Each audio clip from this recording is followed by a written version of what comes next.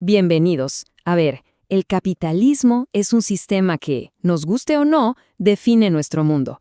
Pero, ¿qué tal si sus crisis más profundas no fueran simples accidentes, sino una parte fundamental de su diseño? Hoy vamos a desglosar una perspectiva académica, una mirada crítica que explora justamente eso, el funcionamiento, las tensiones y, sobre todo, las crisis recurrentes del sistema. Y la pregunta que va a guiar todo nuestro análisis es básicamente esta. Cuando vemos una crisis económica, ¿estamos frente a un error, un bug que se puede arreglar? ¿O en realidad estamos viendo una característica propia del sistema, algo que de hecho está diseñado para que pase? Para explorar esta idea, vamos a basarnos en los argumentos de un documento de la Universidad Autónoma Gabriel René Moreno, en Bolivia. Y su tesis, la verdad, es bastante provocadora. Sostiene que las crisis no son accidentes para nada, sino el resultado lógico de cómo funciona el sistema. Así que, bueno, vamos a sumergirnos en este argumento. Para poder entender por qué llegan a esa conclusión, primero tenemos que ver cómo este análisis describe, digamos, el motor, el corazón del capitalismo. Según esta perspectiva, todo se reduce a una fórmula muy simple: D-M, D'. Es así. Se empieza con dinero, la D, se invierte en producir una mercancía, la M, y al venderla se termina con más dinero, D'. El objetivo final de todo este ciclo es sencillamente que ese capital inicial crezca, que la D' siempre sea mayor que la D original.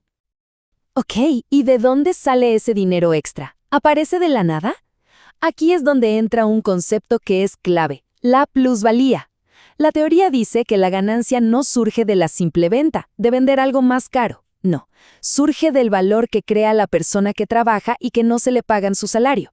Pensemos en un ejemplo. Si alguien genera el valor de su salario en las primeras horas del día, el resto de la jornada sigue produciendo un valor extra.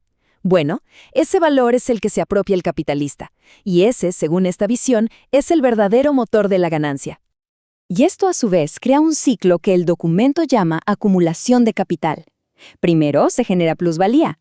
Esa ganancia se reinvierte para producir a una escala todavía mayor, lo que permite generar aún más plusvalía. Y el ciclo se repite una y otra vez. Es un sistema que por diseño necesita expandirse constantemente. Pero claro, es justo en esa lógica de expansión infinita donde el análisis encuentra lo que llama conflictos internos e irresolubles. Vamos a ver cómo se construye este argumento. El punto central del argumento es este. El mismo motor que genera una enorme riqueza también, inevitablemente, genera sus propias fallas. Y no se trata de problemas externos o de errores de cálculo, Son como grietas que nacen de la propia lógica interna del sistema. Una de las contradicciones más importantes, sobre todo para regiones como América Latina, es la de centro-periferia.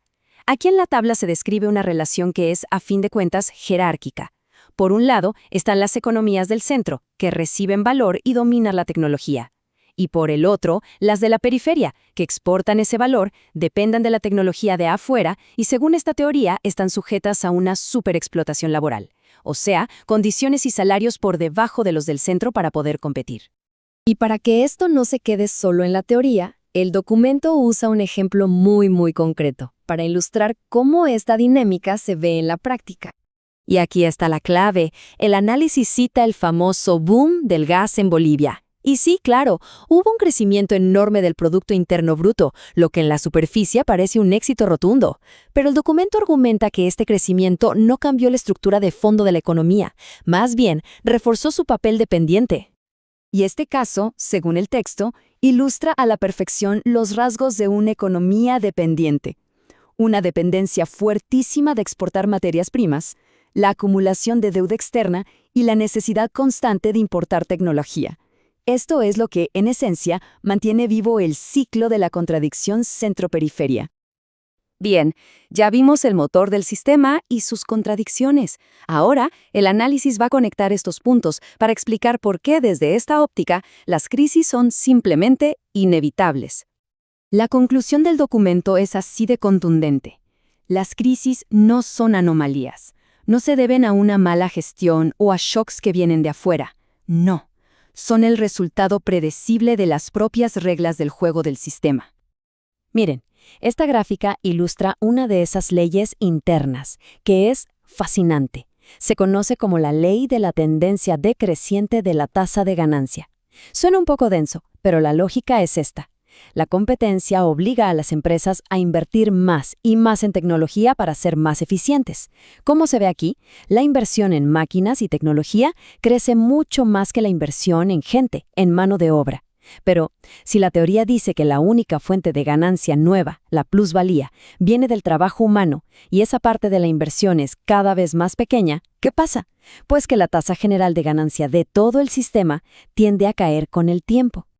Y en una economía periférica como la boliviana, esta inestabilidad se siente mucho más fuerte. El documento lo muestra con esta línea de tiempo, ¿no? Vemos cómo las grandes crisis del país han estado directamente atadas a la caída de los precios internacionales de sus materias primas. Es una prueba clarísima de esa vulnerabilidad estructural de la que hablábamos. Y entonces, ¿cuál es la conclusión final a la que llega todo este análisis crítico?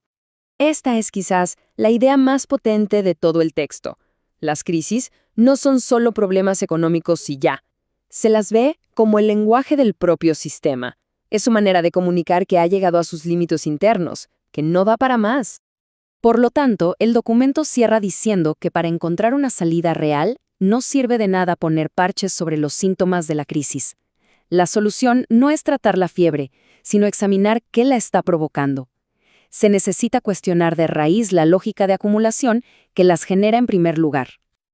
Y así, este análisis nos deja con una última pregunta para la reflexión.